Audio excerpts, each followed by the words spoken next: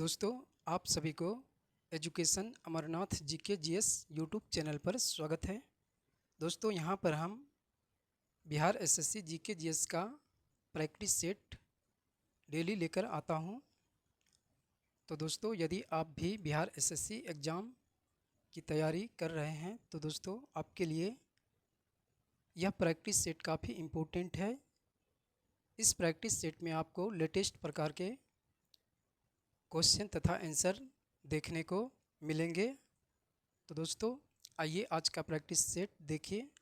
आज का practice set number 80 है और इससे पहले मैंने और भी प्रैक्टिस सेट को करा दिया है जो कि मेरे चैनल पर उपलब्ध है।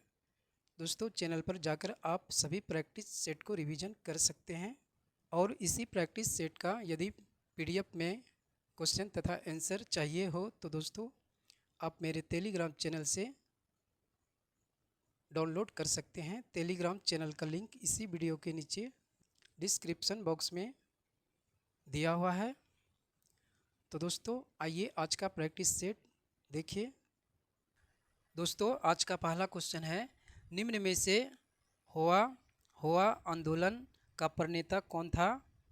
तो दोस्तों आपका सही आंसर है इनमें से ऑप्शन नंबर सी, हुआ आंदोलन का प्रणेता था हु इन फूसो। अगला प्रश्न है, निम्न में से कौन सा कथन गलत है? तो दोस्तों आपका गलत कथन इनमें से ऑप्शन नंबर बी का है, कुटिल लिपि का प्रचलन 10वीं शताब्दी में शुरू हुआ। यह कथन आपका गलत कथन है। अगला प्रश्न है, एशिया के मरीच के नाम से जानते हैं? तो दोस्तों आपका सही आंसर है चीन, ऑप्शन नंबर सी, एशिया के मरीच के नाम से जानते हैं चीन देश को। अगला क्वेश्चन है, भारत के उच्चतम न्यायालय के न्यायाधीश के पद पर नियुक्त किए जाने के लिए किसी व्यक्ति को कितने समय तक उच्च न्यायालय में अधिवक्ता के रूप में सेवाएं दिया हुआ होना चाहिए? तो दोस्तों आपका सही आंसर है 10 वर्ष, ऑप्शन नंबर ए। दोस्तों भारत के उच्चतम न्यायालय के न्यायाधीश के पद पर नियुक्त किए जाने के लिए किसी भी व्यक्ति को सबसे पहले उच्च न्यायालय के अधिवक्ता के रूप में उच्च न्यायालय में 10 वर्ष की कार्यरत यानी कि सेवा दिया हुआ होना चाहिए। अगला प्रश्न है, भारतीय संविधान के अनुच्छेद 32 और 226 के तहत कितने प्रकार की रीट जारी की जा सकती है? तो दोस्तों सही आंसर है 5 प्रकार, ऑप्शन नंबर डी। भारतीय संविधान के अनुच्छेद 32 और 226 के तहत 5 प्रकार की रीट जारी की जा सकती है। अगला प्रश्न है, संविधान के किस अनुच्छेद में व्यवस्था की गई है कि प्रत्येक राज्य शिक्षा के प्राथमिक स्तर पर मातृभाषा में शिक्षा की पर्याप्त सुविधाओं की व्यवस्था करने का प्रयास करेगा?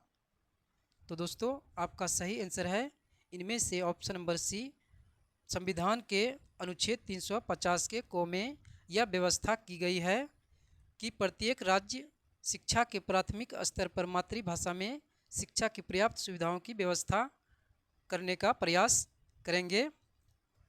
अगला क्वेश्चन है, जिसके नीचे पदार्थ ठंडा नहीं हो सकता है वह न्यूनतम संभावित तापमान इनमें से क्या है? तो दोस्तों आपका सही आंसर है इनमें से ऑप्शन नंबर ए, वह संभावित तापमान है आपका -273.15 डिग्री सेल्सियस। अगला प्रश्न है, पंचायती राज से संबंधित कथनों में से कौन सा कथन सही नहीं है? तो दोस्तों आपका इनमें से सही नहीं कथन है ऑप्शन नंबर बी, 73वां संशोधन 15 अगस्त 1993 से प्रभावी हुआ। यह पंचायती राज से संबंधित कथनों में से सही कथन नहीं है। अगला प्रश्न है, बुलेट प्रूफ जैकेट के निर्माण में किस बहुलक पदार्थ का प्रयोग होता है? तो दोस्तों आपका सही आंसर है केवलर। बुलेट प्रूफ जैकेट के निर्माण में आपका केवलर पदार्थ का प्रयोग होता है। अगला प्रश्न है, द्विधारी बाइनरी संख्या 1111 निरूपित करती है? तो दोस्तों आपका सही आंसर है 7, ऑप्शन नंबर ए, द्विधारी संख्या 1111 यह निरूपित करती है 7 संख्या को। अगला प्रश्न है, मानव शरीर की पीएच रेंज कितनी होती है?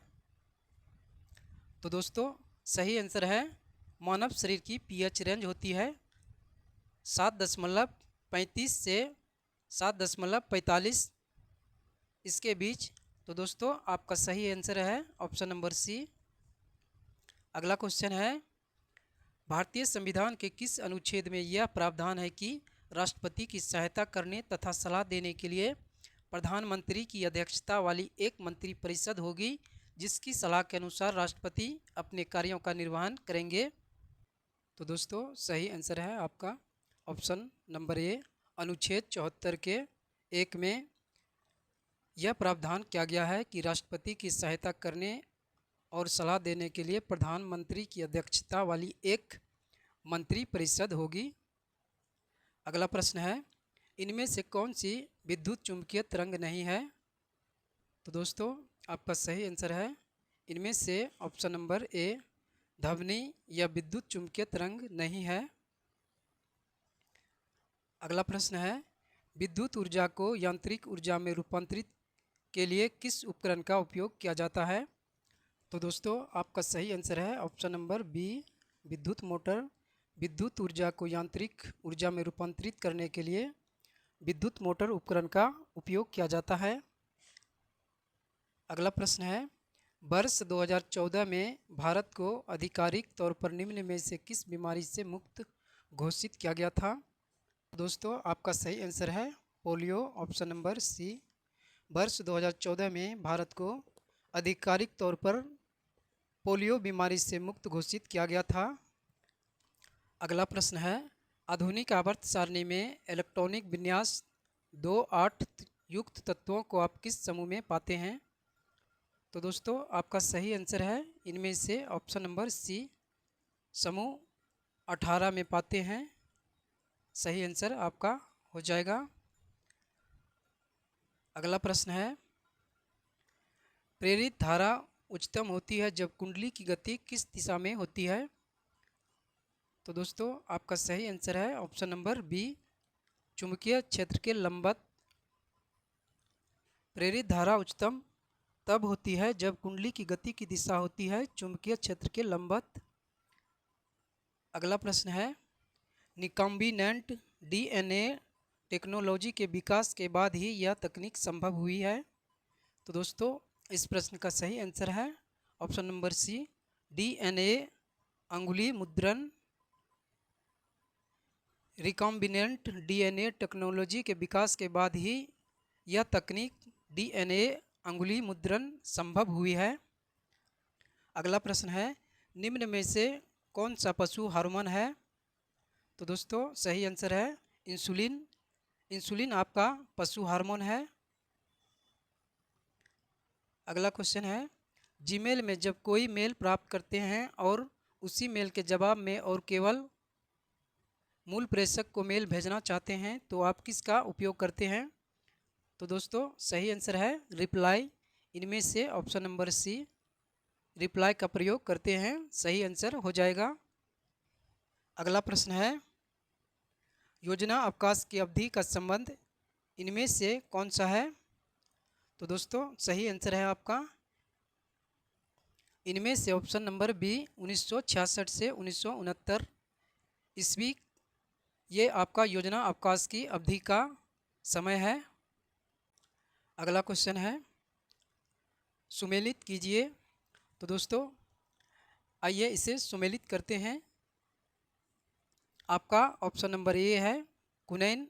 ये एक दवाई का नाम है जो मलेरिया बीमारी से संबंधित है। और आपका है ऑप्शन नंबर बी क्रोसिन।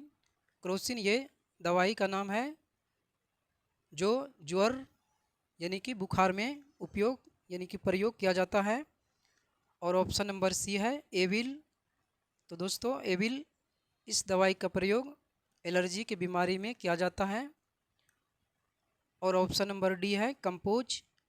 तो दोस्तों कंपोज का प्रयोग नींद में किया जाता है। अगला प्रश्न है, भारतीय योजना के संदर्भ में निम्नलिखित कथनों पर विचार कीजिए। तो दोस्तों आपका सही आंसर है इनमें से कथन नंबर 1, द्वितीय पंचवर्षीय योजना ने भारी उद्योगों की स्थापना पर बल दिया। और कथन नंबर 2, तृतीय पंचवर्षीय योजना ने औद्योगिकीकरण की रणनीति के रूप में आयात प्रतिस्थापन की अवधारणा को प्रारंभ किया। तो दोस्तों इस प्रश्न का भारतीय योजना के संदर्भ में दोनों ही कथन सही है। तो दोस्तों भारतीय योजना के संदर्भ में आपका इनमें से कथन नंबर 1 तथा 2 दोनों ही सही कथन है, इसलिए आपका सही आंसर इनमें से ऑप्शन नंबर सी कथन 1 और 2 सही आंसर हो जाएगा। अगला प्रश्न है, नीति आयोग के विषय में इनमें से कौन सा एक सही नहीं है। तो दोस्तों नीति आयोग के विषय में आपका इनमें से सही कथन आपका ऑप्शन नंबर बी, इसमें एक पूर्णकालिक अध्यक्ष होता है, ये कथन आपका नीति आयोग के विषय में सही नहीं है। अगला प्रश्न है, अंग्रेजों और बर्मा के बीच हुई संधि के परिणाम स्वरूप वर्ष 1826 में अंग्रेजों ने असम को हड़प लिया था। तो दोस्तों आपका इस प्रश्न का सही आंसर हो जाएगा, अंग्रेजों और बर्मा के बीच आपका यांडबू की संधि हुई थी, जिसके परिणाम स्वरूप वर्ष 1826 में अंग्रेजों ने असम को हड़प लिया था।